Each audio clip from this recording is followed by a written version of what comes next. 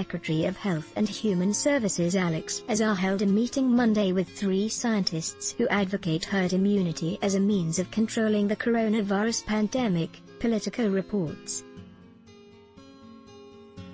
Big surprise, the meeting was arranged by Donald Trump's very own pandemic whisperer, Scott Atlas, who has talked up increasing natural immunity on Fox News, although he denies advocating the strategy to Trump, or that the government is pursuing herd immunity. Just inviting 3 of its biggest fans to talk to the head of HHS, why would anyone find that worrisome? No big. As Politico notes, it's simply the latest example of administration officials, including the president himself, seeking out scientists whose contrarian views justify the government's handling of a pandemic that has killed 210,000 people and infected nearly 7.5 million so far in the US. Following the meeting, Azar tweeted that it was simply a terrific discussion with some top experts who see things the right way. In the conversation with Martin Kulldorff, Ph.D., Harvard, Jay Bhattacharya, M.D., Ph.D., Stanford, and Sunetra Gupta. https://t.co/s3j1zjc echo, Secretary Alex Azar, at Secretary Alex Azar 16019373771.0. And then in the replies, people pointed out that Scott Atlas is a neuroradiologist with no expertise in public health, infectious disease, or epidemiology, not that a lack of credentials ever stopped an ambitious sycophant from finding power in this administration. In a nutshell, the 3 scientists Azar met with, Harvard medical professor Martin Kulldorff, Stanford medical professor Jay Bhattacharya and Oxford epidemiologist Sunetra Gupta, suggest the best way to deal with the coronavirus pandemic might be to lock down all the elderly and medically vulnerable people, then get as many healthy folks infected with the virus as possible in hopes that they'll then no longer be able to catch or spread it. That's the concept of herd immunity, which generally results when a high percentage of people have been vaccinated against an infectious disease. But since there's no vaccine yet, these folks say, let's make it happen naturally by getting some necessary portion of the population infected, effectively immunizing them. The only downside, mainstream medical and public health experts say, is that since the coronavirus can have terrible effects on many otherwise healthy people, widespread transmission of the disease could result in death or permanent disability for thousands or even millions of people who didn't have any obvious risk factors. Also, we don't yet know whether the antibodies resulting from the disease result in permanent immunity, but let's hope so. The folks Azar and Atlas met with sure have a positive attitude about more positive cases of COVID-19.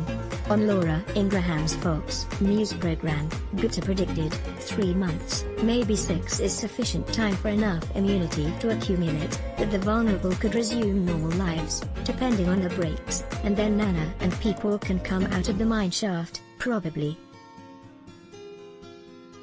and talk about scientific respectability. Bhattacharya co-authored a study with colleagues at Stanford that suggested the coronavirus infection rate was up to 85% higher in Silicon Valley than previously estimated, suggesting that the virus was not nearly deadly enough to justify continued lockdowns.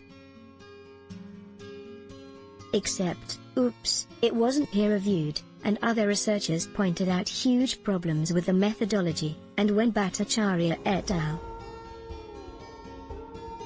Revised and republished their findings, still not peer-reviewed, 2 weeks later, they came up with 1/3 fewer infected people. Gupta, for her part, opposed lockdown orders in the UK after Boris Johnson's initial flirtation with doing nothing, in the name of building herd immunity, led to huge outbreaks and large numbers of deaths, 42,000 so far.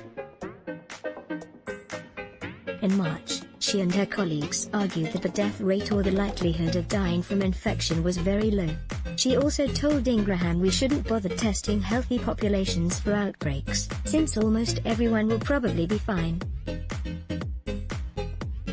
And Kuldorf worried in an interview with Jacobin magazine that somehow, herd immunity has become a toxic phrase, which is strange, since it is a scientifically proven phenomenon just like gravity, and explained that the only tricky part is how to get there with the minimum number of casualties.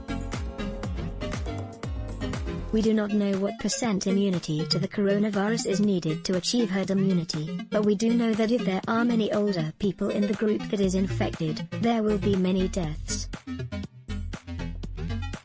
On the other hand, if mostly young people are infected, there will be very few deaths. Honestly, if people could just be more rational about an acceptable rate of death and permanent lung scarring among young, healthy people, we could get on with our lives, and yet, there are naysayers, if you can believe like that, like the so-called overwhelming majority of medical and public health experts. Jeremy Conondike, who oversaw disaster response in the Obama administration, said the meeting between Azar and the herd immunity herd was an attempt to cherry-pick credentialed people who happen to agree with the administration's political instincts or political inclinations in advance of the election, which doesn't at all sound like the sort of thing the highly principled folks in the Trump administration would do, like, where are the profits to skim? He also noted that since the trio's arguments focus only on deaths from the pandemic, their emphasis is badly skewed and ignores the long-term health effects of the virus on survivors. Worse, the assumption that we really could just lock away all the most vulnerable people while letting the disease run rampant is, to say the least, questionable. If we are just truly trying to obtain herd immunity naturally, I don't think it would be possible, said Michael Mina, an epidemiologist at Harvard-T.H. Chan School of Public Health. We would have too many cases, it would sneak in. The biggest predictor of cases entering into a nursing home, for example, is what's happening at the community level.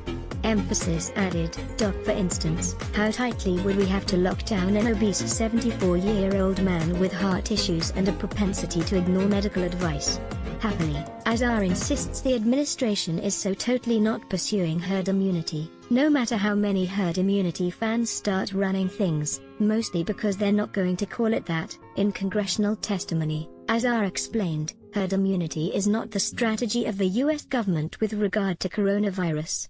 Rather, he said, we may get there, we may get herd slowing of transmission as we perhaps have seen in the New York area and other concentrated areas, which is a totally different thing, although as Politico unhelpfully points out, the CDC estimates that in New York City, where the virus had its largest concentrated outbreak so far, keep trying, Florida, only about 22% of the population has antibodies against the coronavirus.